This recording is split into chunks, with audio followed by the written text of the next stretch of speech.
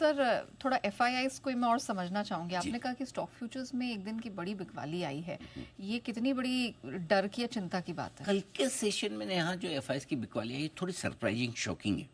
कल ऐसा कोई बड़ा कारण नहीं था कि आप इतना बेचें, राइट।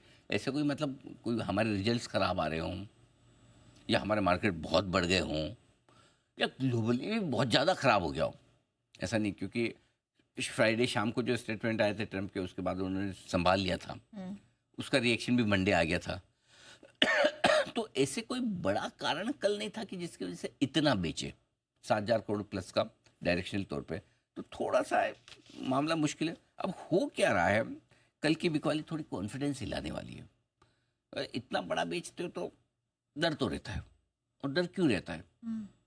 मामला वैसे ही है, जब एफआईज लेने आते हैं धीरे धीरे थोड़ा थोड़ा थोड़ा थोड़ा 4 दिन तक इतना सा लिया है, करेक्ट। 200 करोड़ 500 करोड़ 400 करोड़, ऐसा लग रहा है कि मन तो है नहीं, लेना पड़ रहा है टाइप से साथ है। वो वैसे ले रहे हैं, खरीदते थोड़ा थोड़ा है, धीरे धीरे खरीदते हैं, लेते भी थोड़ा, लेकिन जब बेचने आते हैं 5-7 दिन का एक साथ खत्म। एक ही दिन में ये लो, तेरा तुझको अर्पण क्या लगे मेरा, वैसा हाल है। एक ही दिन में बेच गए सारे के सारे, बड़ी बिकवाली। रहा सवाल फ्यूचर्स में तो इंडेक्स फ्यूचर्स में 7-7.5% पे चल रहे हैं लॉन्ग में, 93% शॉर्ट है। इतने दिनों में थोड़ा बहुत कैश में खरीदा भी, यहाँ तो फिर भी दूर दूर तक कहते हैं कि शॉर्ट काटने का मन ही नहीं है। 3-4 सीरीज हो गई, काटना ही नहीं है। स्टॉक फ्यूचर्स की बिकवाली कल और बढ़ गई, लगातार दूसरे दिन बेचा है और 4 महीनों का सबसे बड़ा आंकड़ा आया। अब कल की बिकवाली जो हुई है ना, वो क्वालिटी और क्वांटिटी दोनों लिहाज से खराब है।